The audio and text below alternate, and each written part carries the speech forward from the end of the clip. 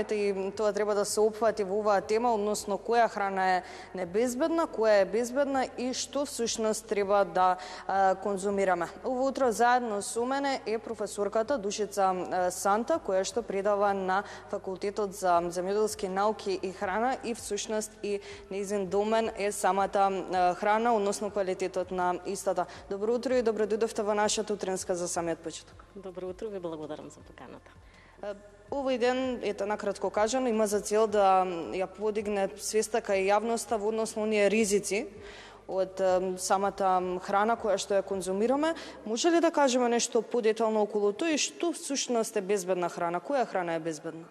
Па и веќе почнемо уште од денес да го обележиме овој ден, 7 јуни 2024 година. Сепак овој ден започна да се одбележува како ден за Светски ден за безбедност на храна уште од 2019 година на иницијатива на ФАО, односно Светската организација за храна и земјоделство при Обединетите нации, Светската организација, Светската здравствена организација. Тоа значи дека секоја година овој ден има посебен слоган. Уште од 2019 слоганот беше храната, односно безбедната храна е одговорност на сите. Тоа значи дека сите, почнувајќи од примарното производство, од примарните производители до производителите на храна, па и крајните потрошувачи се одговорни за безбедноста на храна. Во 2021 година слоганот беше безбедна храна за подобро, поздраво утре. Тоа значи дека овој ден навистина е многу важен. Целта е да се поттикне вниманието, да се зголеми вниманието и секако да се поттикне на акција во која што сите ќе работиме на подобрување на безбедноста на храната и секако намалување на ризиците од безбедна храна. Оваа година, 7 јуни 2024 година, всушност слоганот е сите треба да бидеме подготвени за неочекуваното. Тоа значи дека колку и да сме направиле, секој се одиграл својата улога во однос на безбедноста на храната, сепак може да се случат инциденти. Самата безбедност, односно самите ризици по безбедноста на храна не познаваат граници. Тоа значи дека сите треба да бидеме спремни за да имаме што по-безбедна храна и да одговориме на сите оние предизвици. Безбедна храна значи храна која што нема да предизвика штета или по здравјето на луѓето. Може ли да направиме накратко да разберат повеќе гледачите која храна е безбедна, која не е безбедна и без оглед на тоа дека вашиот домен е квалитет на млеко и млечни производи, може и млекото ако сакате да го земеме за пример? Па така, да. Постои храна која што секако има поголема веројатност да се загади и нормално храна која што има помал ризик. Ако ги земеме сите истражувања до сега, па и извештаите кои што се во однос на брзо предупредување за храна и безбедна храна, значи во однос на некои нотификации кои што се случиле во земјата и пошироко во однос на тоа која храна е по небезбедна, сепак можеме да направиме да констатираме всушност дека најчесто патогените бактерии се појаве во однос на одредена храна. Еве конкретно имаме најмногу известувања во однос на Ешерихија коли, во однос на млекото и млечните производи, месото и месните производи, тука се салмонелозите, различни други патогени бактерии, ги имаме афлатоксините, секако и од оној растителен дел, резидуите од пестициди во овошје и зеленчук. Значи, сепак треба да се прави одредена категоризација во однос на ризикот, храната која што и тоа верувам дека се прави, храната која што подлежи на поголем ризик, тука се секако го спомнавте млекото и млечните производи, треба да се посвети посебно внимание во однос на контролата на безбедноста на храната. Сепак од друга страна можеме да кажеме дека се предвидува дека и бројот на населението се зголемува. Тоа значи дека ќе достигне, во следните 5 децении се очекува да достигне до 9,7 билиони жители, така да тоа представува еден предизвик за да обезбедиме и доволна храна која што пред се ќе биде безбедна. Значи првиот услов за една храна да биде консумирање е да биде безбедна. Така да навистина многу треба да се посветува внимание за да можеме да одговориме на сите тие предизвици и да имаме една безбедна храна од нивата до трпеза, како што кажуваме често. Што може да се каже за нашата земја? Имаме ли квалитетна и безбедна храна кај нас?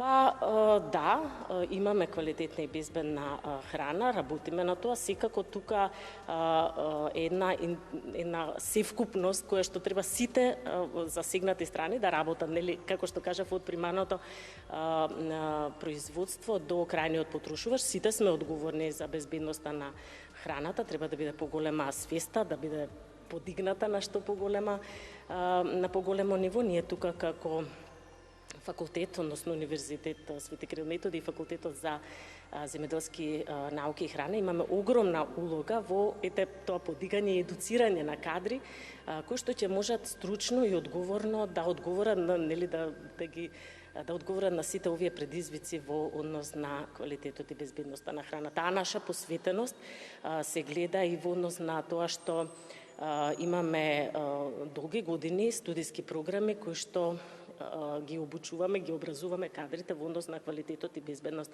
на храна. Имаме додипломски студии, постдипломски и докторски студии во однос на квалитетот и безбедноста на храна.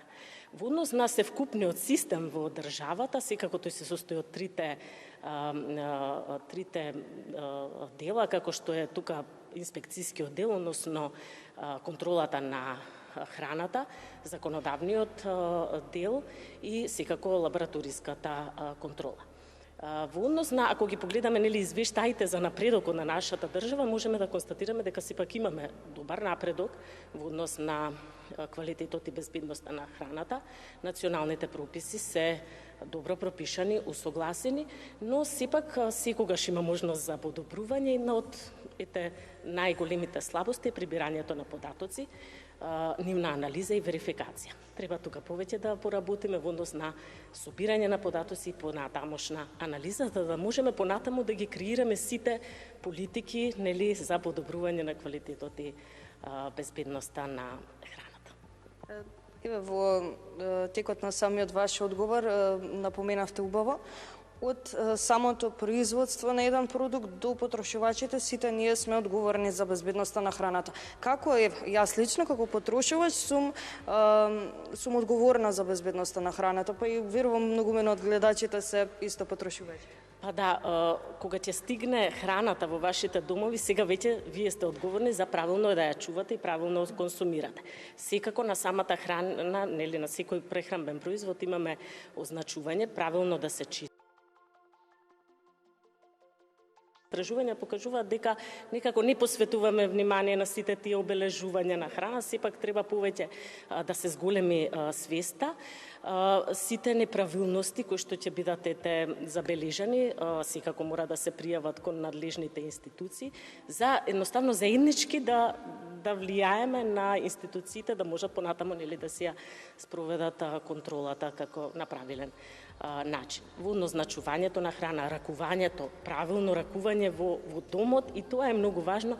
Некогаш можеби не знаеме, можеби немаме доволно информации, треба на тие кампањи, повеќе кампањи да се посветува вниманието.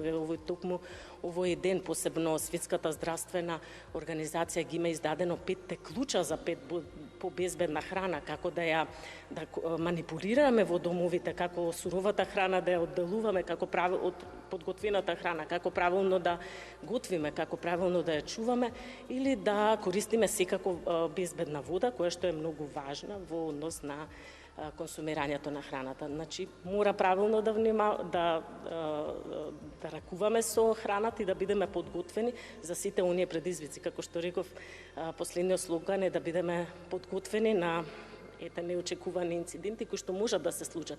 Значи, иако, како што кажам, не постои граници, можеби од некој мал проблем, од некој локално, нели, труење во некој локален ресторан или пак увезена храна која што е небезбедна, може да од мал проблем да еволуира во еден голем проблем во поводност на безбедноста на храната. Убаво си напоменавме и како се создава таа небезбедна храна и кои се ризиците од истата, ги споменавте патогените бактерии. Се убаво си кажавме, но имаме ли некоја статистика, еве накратко при самиот крај да напоменеме колку луѓе ширум светот не мора точно, еве генерално страдаат од некои такви бактерии и болести од токму од оваа небезбедна храна. Па да, статистиките се на светско ниво од ФАО и Светската здравствена организација е дека 1 од 10 луѓе годишно, 10 луѓе заболува од храна која што е контаминирана од небезбедна храна. И сега тука имаме различни вулнерабилни групи, ги имаме децата кои што се, иако 5% од вкупниот број на население, сепак тие, односно тие се најпогодени, 40% од вкупниот број на болести кои што се пријавени од небезбедна храна се кај децата, зашто сепак се најпогодена група. Благодарам многу за одвоеното време и за овој преубав разговор. На вас благодарам. Тоа беше професорката Душица Санта, многу убаво ни раскажа за тоа што представува овој ден и всушност која храна е безбедна, а која е небезбедна.